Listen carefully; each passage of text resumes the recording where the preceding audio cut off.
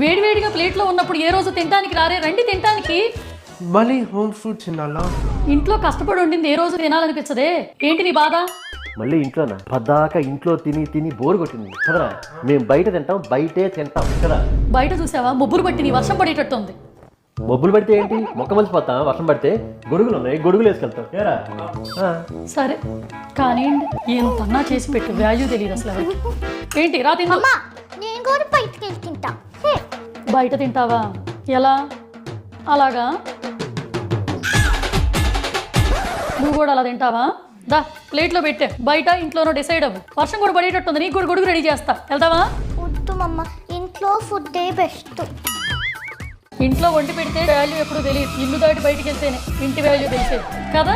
తినండి, మీరు తినండి, వర్షం పడుద్దేమో, రెడీగా ఉండండి గొడుగులు వేసుకోవడానికి. నీ గూడు చెదిరింది, నీ గుండె పగి